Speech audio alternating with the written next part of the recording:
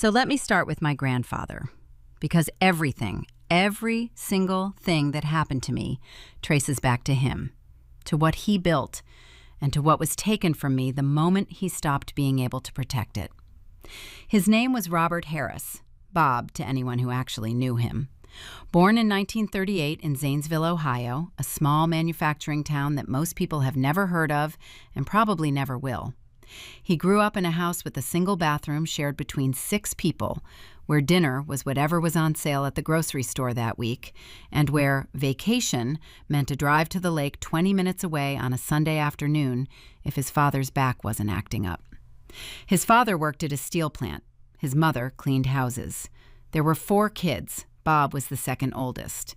They weren't poor in the way that makes for dramatic storytelling. They weren't starving. But they were the kind of poor where you learn very early that money is not something that appears on its own. Money is something you manufacture, the same way his father manufactured steel. You put something in, you get something out. And if you stop putting things in, everything stops. Bob Harris internalized that lesson at an almost molecular level. He graduated high school in 1956, didn't go to college because there was no money for it, and took a job at a local hardware distribution company, lifting boxes and loading trucks. He was 18 years old. Within 2 years, he was managing the loading dock. Within 5, he was running the entire warehouse operation. Not because anyone handed it to him, because he was genuinely, almost frighteningly good at seeing how systems worked and how they could work better. He married my grandmother, Eleanor, in 1962. She was a school teacher, smart, patient, and according to everyone who knew her, the only person on earth who could tell Bob Harris he was wrong about something and actually get him to reconsider. They had 2 children, my mother, Patricia, born in 1965, and my uncle David, born in 1968. By 1970, Bob had saved enough to buy a small stake in a hardware supply business. By 1975, he owned it outright. By 1985, he had 3 locations across Ohio. By the time I was born in 1999, Harris Supply and Distribution had 17 locations across 5 states, a fleet of delivery vehicles, and a commercial real estate portfolio that included the buildings those stores operated from. My grandfather had built something real. Something that employed over 300 people. Something that, when he finally sat down and talked to his accountant and his attorney about what it was all worth, and he did this in 2018, when he turned 80 and started thinking seriously about what came next, the number on the paper was somewhere north of $12 million. $12 million. Built from scratch, from a kid loading boxes in Ohio over the course of 60 years. That's not just money. That's a monument. That's a man's entire life compressed into a number. And he wanted to leave it to his family. That's all he wanted. He was an old-fashioned man in the truest sense. He believed that what you built, you passed down. That was the point. That was the whole point of building it in the first place. What he didn't account for was my Uncle David. I have to be careful here because I'm not trying to make this into a simple villain story. The truth is almost always more complicated than that, and what happened in my family is no exception.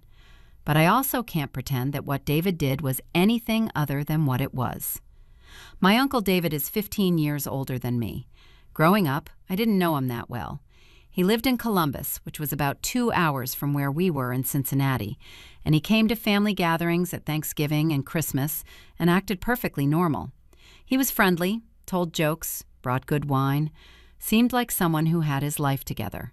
What I didn't understand as a child, and what I only pieced together much later, was the dynamic between him and my grandfather. David had always struggled, not catastrophically. He finished college, worked various jobs in sales and business development, got married, had kids, got divorced. Normal life turbulence. But he was always, at some level, living slightly beyond his means. Always a little stretched. Always, when things got tight, calling my grandfather. And my grandfather always answered. Because that's who Bob Harris was. He had built something so that his family wouldn't struggle the way he had struggled. If David needed a bridge loan to get through a rough quarter, Bob wrote a check. If David's mortgage was underwater, Bob quietly helped. These weren't small amounts over the years. My mother told me once that she estimated David had received somewhere between $800,000 and $1 million from my grandfather over a 30-year period. Not inheritance, not a gift with strings attached, just help. Just Bob being Bob. My mother, Patricia, was a different story. She married my father, Tom, who was a civil engineer, and they built a stable, comfortable life. They didn't need Bob's money. They never asked for it. And I think, this is my reading of it, and I could be wrong, I think that registered somewhere in Bob's mind. That Patricia was fine. That David was the one who needed protecting. When my grandfather started his estate planning in 2018, the original plan, as my mother understood it, was a fairly even split. The business and the real estate portfolio would be held in a trust. Both Patricia and David would be beneficiaries. There were provisions for grandchildren, me, David's 2 kids from his marriage. It was thoughtful. It was balanced. It was the kind of plan a man makes when he's thinking clearly and his primary goal is fairness. And then David got involved in the planning process. I want you to understand that this wasn't dramatic. It didn't happen in one conversation. It was a slow, methodical campaign that took place over roughly 2 years. And it worked precisely because it was so incremental that by the time anyone noticed what was happening, it was almost finished. David started spending more time in Zanesville. He'd always maintained that Columbus was too far for frequent visits. But suddenly, he was there every other weekend. He was helping Bob with things around the house, taking him to doctor's appointments, having dinner with him, being, to all outward appearances, an attentive and devoted son. My grandfather was 80 years old. He was sharp, genuinely, impressively sharp for his age. But he was also lonely. My grandmother Eleanor had died in 2015, and that had hit him in a way that I don't think anyone fully anticipated. They had been married for 53 years. He didn't know how to be a person without her. And here was David, showing up, filling that void, being present in a way that felt like care. It was care. I have to believe that part of it was real. David isn't a monster. But he was also a man who was looking at a $12 million estate and thinking about his own financial situation. And those two things were not unconnected. My grandfather had an attorney, a man named Gerald Whitmore, who had handled his legal affairs for about 20 years. Gerald was fine, competent, but he was also 71 years old and semi-retired, and his practice had slowed considerably. And when Bob Harris called and said he wanted to revisit his estate plan, Gerald didn't push back much. He took notes. He drafted new documents. He did what his client asked. What Gerald didn't do, what nobody did, was ask why. The revisions happened in stages. First, a codicil to the existing will that gave David expanded authority as executor. Reasonable on its face. David was the one who was present, who was helping, who knew the day-to-day situation. Then an amendment to the trust structure that shifted the income distribution ratio. Then another amendment. Then, in October of 2020, a complete restatement of the revocable living trust that my grandfather had originally established. The new trust document was 47 pages long. My grandfather signed it at Gerald Whitmore's office, with Gerald as the notary. David was not present at the signing. That much is documented. But what is also documented, if you look at the phone records, is that David and Gerald spoke for 38 minutes the morning before that signing appointment. I didn't know any of this in October of 2020. I was 21 years old in my junior year of college at the University of Cincinnati, studying accounting, which is, looking back, either ironic or providential, depending on how you frame it. My grandfather was alive. The estate plan was his business, not mine. I visited him at Thanksgiving. He seemed well.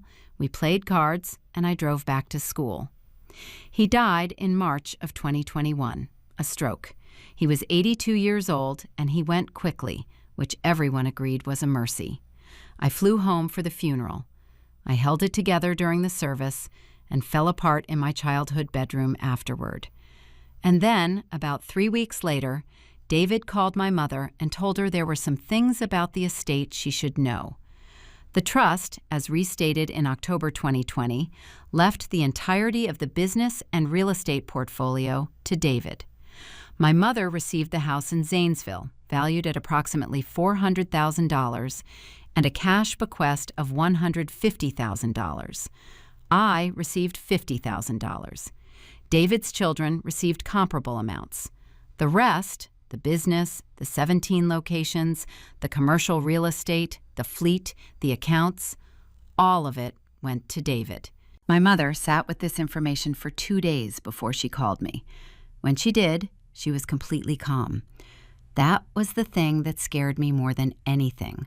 I had never in my entire life heard my mother sound like that, like something had been switched off. I want to be clear about something. My first instinct was not revenge. My first instinct was grief. My grandfather was gone. The idea that he had changed his wishes so dramatically that he had looked at his daughter and his granddaughter and decided to give them table scraps while handing everything to David was devastating, not primarily because of the money, but because of what it seemed to say about how he felt about us. That grief lasted about 6 weeks. And then I started looking at the documents.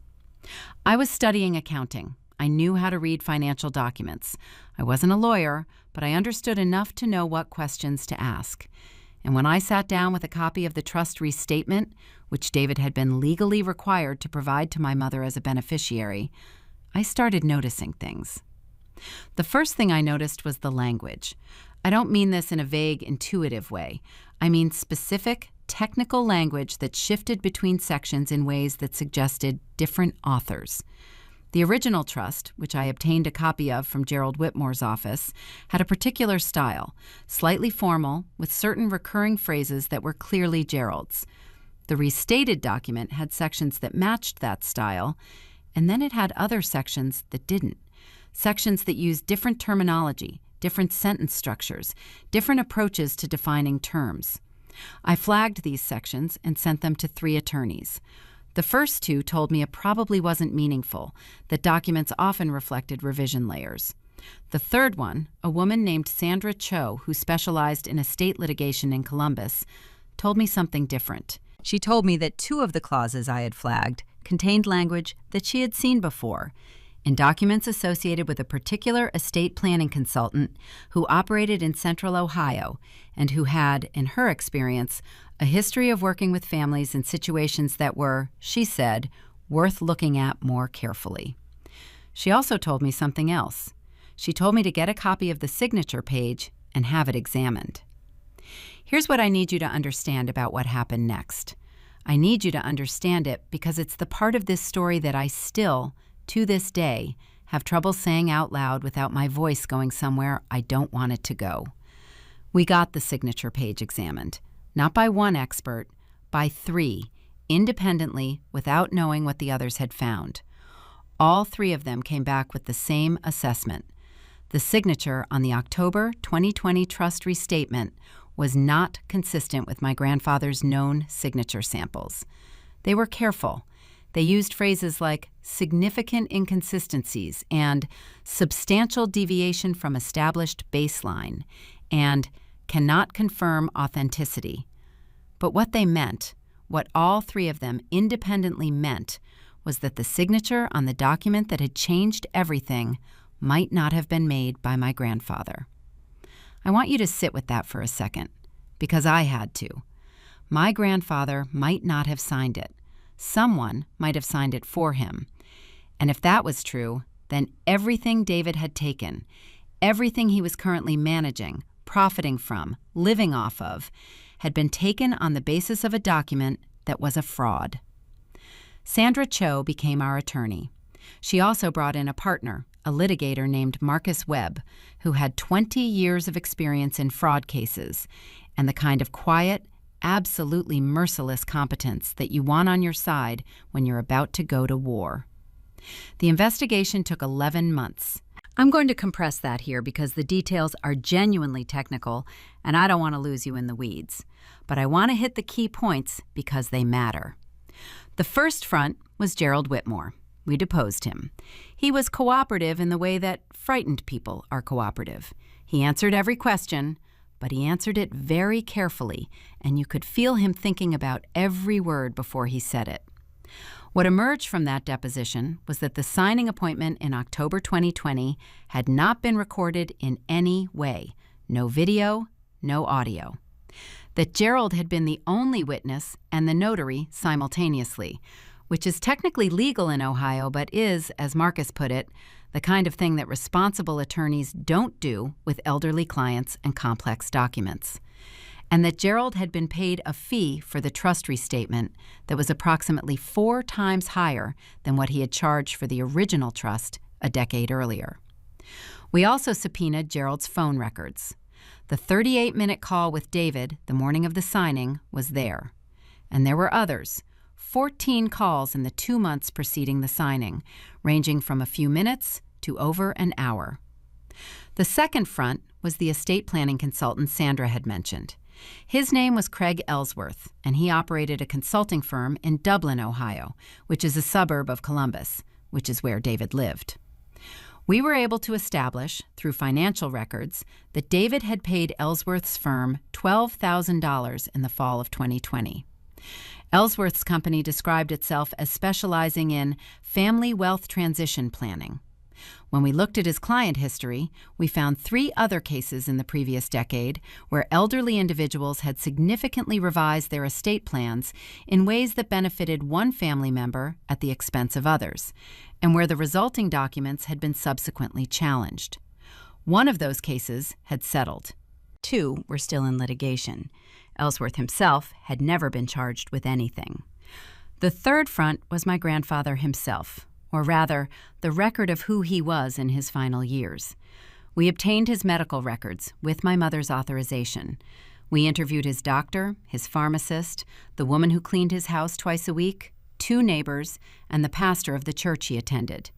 And what we assembled piece by piece was a portrait of a man who was, and I say this with complete love, and also with the clarity that comes from having read his medical records, showing early signs of cognitive decline in the year before he died. Nothing dramatic, nothing that would have been immediately obvious at a family dinner, but enough that his doctor had noted it, enough that his cleaning woman had mentioned it to her daughter, enough that his neighbor had told us that in his last year, Bob had seemed more trusting than he used to be, more willing to let people help him with things. More willing to let people help him with things. I have thought about that phrase more times than I can count. We filed suit in November of 2022. The complaint alleged undue influence, fraud, and elder financial abuse. We named David. We named Gerald Whitmore. We named Craig Ellsworth. We named Ellsworth's consulting firm. David's response was swift and well-funded.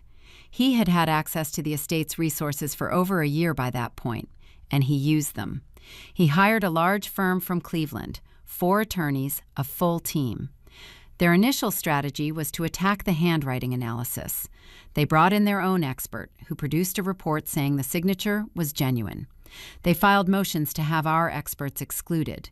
They characterized the entire lawsuit as a grieving family's inability to accept that Bob Harris had simply made choices they didn't like. That framing, that we were just bitter about being left less, was the thing that kept me awake at night more than anything else, because I knew how it could look. Granddaughter sues uncle over inheritance. It has a tabloid quality. It can be made to seem like greed dressed up as principle. So we were very careful about what we said publicly and very focused on what we could prove. Here's the thing about financial fraud, particularly in estate contexts. It leaves traces. Ellsworth's $12,000 payment to David appeared on credit card records. The phone calls between David and Gerald were documented. The medical records were documented. The 3 handwriting experts were documented. And then, in March of 2023, Marcus found something that hadn't been in the original document production: an email. Gerald Whitmore's firm used a cloud-based document management system that had been improperly backed up, not deleted, just archived in a way that Gerald's staff apparently didn't understand. When we subpoenaed the firm's electronic records, the production included documents from that archive. And in that archive was an email chain from September 2020, a month before the signing, between Gerald, David, and Craig Ellsworth. I'm not going to read you the specific contents because we're still under a settlement confidentiality agreement, and also because my attorney would have words with me.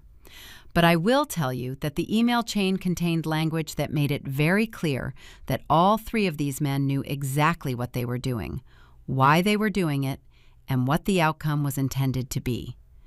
That email chain changed everything.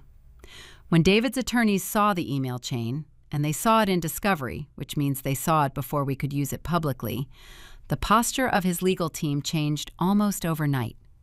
The aggressive motions slowed. The combative depositions became more careful. And then, in June of 2023, David's lead attorney called Marcus and asked if his client would be open to a conversation about resolution. I want to tell you that I felt triumphant in that moment. The truth is, I felt sick. Not because I was wrong to pursue it, I know I wasn't wrong, but because David is still my uncle, because his kids are still my cousins, because the man at the center of all of this, my grandfather, the man who built everything, was gone, and nothing that happened in that settlement conference was going to bring him back or undo what had been done to him. The mediation took 3 sessions over 6 weeks. The final agreement, again confidential in its specifics, resulted in a substantial restructuring of the estate distribution. The business and real estate portfolio were placed into a court-supervised trust with an independent administrator. The distributions were revised to reflect something much closer to what my grandfather's original estate plan had provided for. Significant portions of what David had already received were clawed back. Gerald Whitmore surrendered his law license. He did not face criminal charges. The district attorney's office reviewed the case and declined to prosecute, a decision that I still have complicated feelings about. Craig Ellsworth was named in a civil complaint by 2 of his other clients, simultaneously with our case, and the resulting scrutiny led to a regulatory investigation that, as of the last time I checked, is still ongoing. David did not go to prison. He did not lose everything. He is still in Columbus, as far as I know, living a smaller version of the life he was living before. I have not spoken to him since the mediation. I don't know if I ever will again. People ask me what winning felt like, and I always have to explain that winning is not really the right word for any of this. You don't win a case like this the way you win a game. You recover something. You restore something, partially. You prove something that needed to be proven. But the thing that was lost? The version of reality where my grandfather's last wishes were honored without anyone manipulating them, where he was allowed the dignity of making his own choices without someone steering his hand. That version of reality doesn't come back. What I have now is different from what I would have had if none of this had happened. Not just financially, I mean in terms of who I am. I am 25 years old, and I have spent 3 years learning things about the law, about human nature, about my own family that most people don't learn in a lifetime. I know how to read a trust document. I know what undue influence looks like and how it's proven. I know what it feels like to sit in a deposition room and watch someone lie to a court reporter. And I know what it feels like when the email that contradicts that lie surfaces weeks later. I also know what my grandfather actually wanted. Because part of what came out of the investigation, part of the picture we assembled, was a clearer sense of who he was and what he cared about. The doctor who spoke about his cognitive decline also spoke about his values. The neighbor who noticed he was more trusting also talked about how he talked about his grandchildren. His cleaning lady told us that in the last year of his life, he kept a photo of me on his kitchen counter, my college graduation photo, which I had sent him. She said he used to look at it while he had his morning coffee. He kept my photo on his kitchen counter. And someone used his vulnerability, his loneliness, his trust, to take from him what he would have given to the people he loved. That is the thing I can't let go of. Not the money, the violation of him. The fact that a man who spent 82 years building something with absolute integrity was, at the end of his life, used. That someone looked at his loneliness and saw an opportunity. That the very qualities that made him great, his loyalty, his willingness to help, his belief that the people around him were fundamentally decent, were the weapons that were turned against him. I pursued this case for him, not for me, or not only for me, for him, because Bob Harris deserved to have his actual wishes carried out, because the story of his life deserved an honest ending. I'm 25. I'm not in the business of giving advice, especially not life advice. But I've spent the last few years thinking about this almost constantly, and I have a few things I want to say to anyone who's listening and who has an elderly person in their life that they love. Check in. Not just at holidays, not just in the big, obvious moments. Check in regularly, with enough consistency that you would notice if something changed. If someone new becomes very involved in your loved one's life very suddenly, especially someone with a financial connection or a financial stake, pay attention. That's not cynicism. That's love in action. Understand the documents.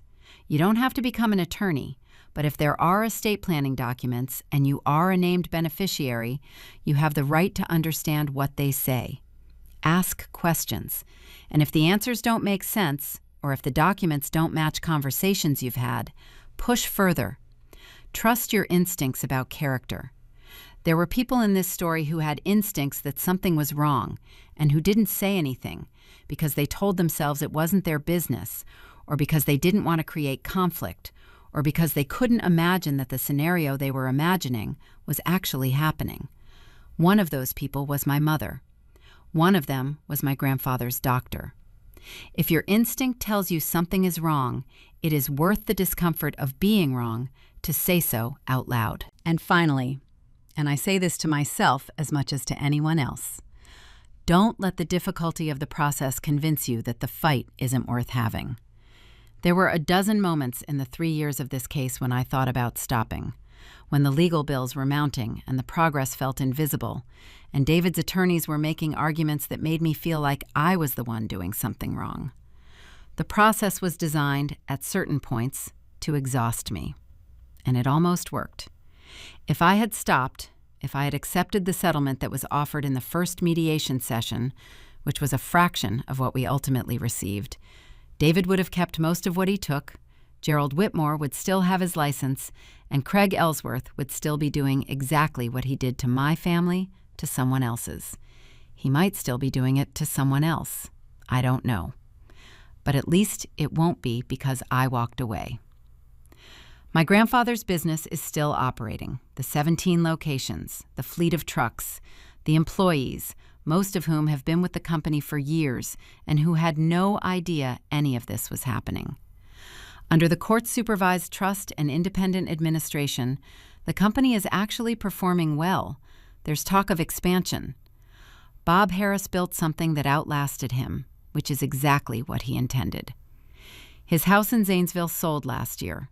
My mother used part of her proceeds to establish a small scholarship at the high school in the town where he grew up, for kids who want to go into business, who maybe don't have the resources to get started on their own.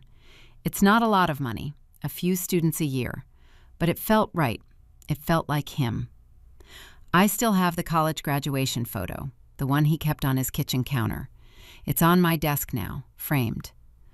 I look at it sometimes when I'm working late, when I'm tired, when the whole thing feels like it happened to someone else. It happened to me, and I'm still here. And so, in every way that matters, is he. That's the story. That's all of it.